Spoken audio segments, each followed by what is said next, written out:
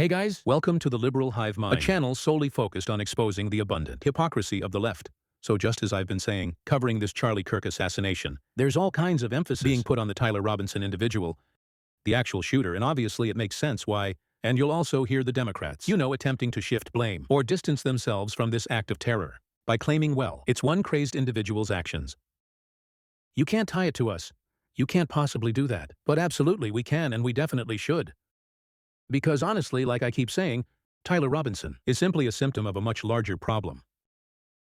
We've spoken at length about the Democrat Party, but now it's time to again zoom out and focus on another institution that's deeply involved and might really be at the core of all of this pervasive left-wing culture of violence that dominates the world of academia. From bottom to top, I'm sure you guys have seen the countless amount of literal teachers coming out publicly celebrating the death of Charlie Kirk. Well, it's one thing to do it on your personal social media page. It's another to do it in school, in class, and that's exactly what we've got here. A secretly filmed video where a community college professor praises the Charlie Kirk shooter. In her class, this is the problem, folks. The radicalism that's happening in academic institutions. Let me show you guys what's going on. We got some stuff to get into, so let's roll the tape, all right, folks. So here's the first clip we got. A Greensboro, North Carolina community college professor by the name of Lisa Greenlee. Well, she was just filmed telling her students, quote, "I'll praise the shooter, he had good aim." So, prayers and thoughts for Charlie. No, I have no prayers and thoughts for him left from all my prayers and thoughts for these innocent children who did nothing wrong. We're not setting out divisive, hateful messages. We're not saying that empathy is a problem with America. I refer to him as the anti-empathy guy. I just want to make sure that y'all had heard about the school shooting, because to me that is something that is more concerning than a douchebag who brings karma down on himself. I mean, ironically, the moment he's getting shot, what is he doing? When he's asked about mass shootings, comparison to gang violence in a dismissive way, tell me that wasn't karma doing her finest work. Yeah, I'll praise the shooter. He did good. And this right here is exactly what I've been warning about for years. When you see a teacher, an actual educator, someone entrusted with shaping young minds, laughing and celebrating the assassination of an American conservative icon, you have to stop and ask, where is this coming from? And I think the answer is obvious. It's coming from the universities. And even in K-12 education, they are radicalizing the youth, and then now building on that, or attributing it to the Charlie Kirk shooting incident. Well, myself and many others are starting to connect the dots. We've got a clip here of the shooter with his family, celebrating him receiving a scholarship to university. Congratulations, you have been selected to receive the Resident Presidential Scholarship from Utah State University. The value of this scholarship is approximately $32,000. This scholarship is available for 4 years. And then we've got this clip of the governor of Utah standing next to the FBI during that press conference, where he's telling us that Tyler had recently become political. Investigators interviewed a family member of Robinson who stated that Robinson had become more political in recent years. The family member referenced a recent incident in which Robinson came to dinner prior to September 10th, and in the conversation with another family member, Robinson mentioned Charlie Kirk was coming to UVU. They talked about why they didn't like him and the viewpoints. And so just put the timeline together. It's a path towards radicalism. This kid grows up in what seems, or what looks like, a stable home. A conservative family, seemingly a normal background. If you look at all the social media posts and his family, it looks like a very loving family. But the moment he goes off to university, then boom, he becomes an anti-fascist murderer.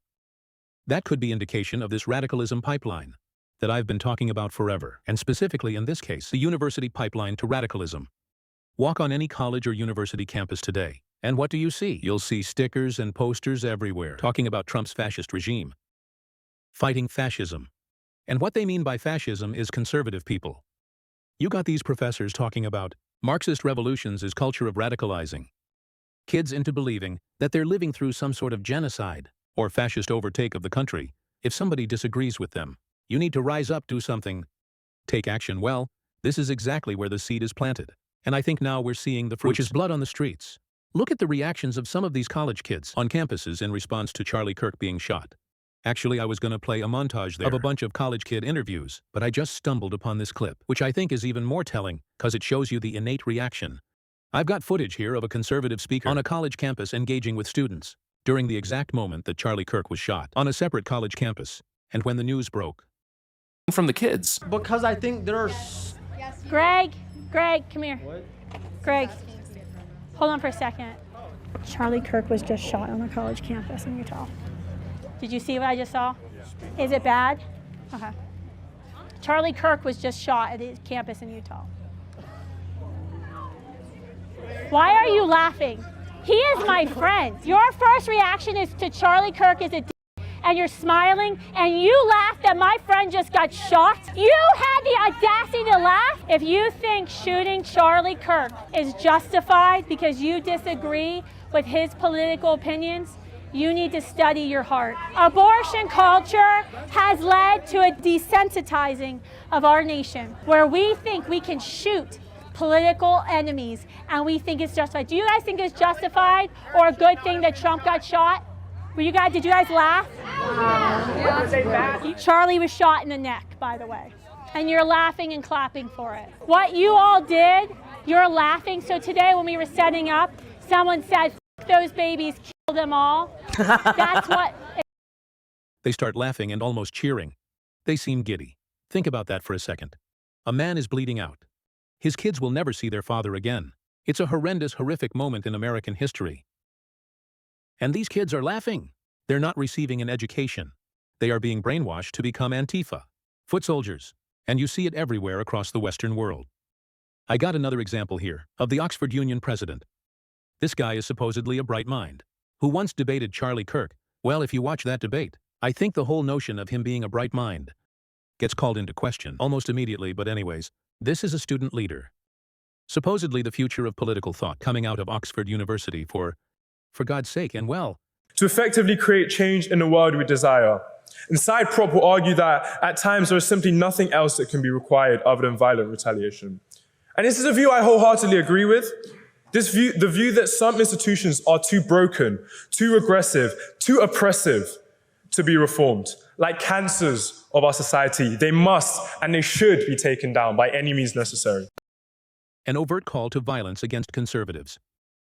And we're now learning that that same student, the Oxford Union president, apparently was celebrating after Charlie Kirk was shot.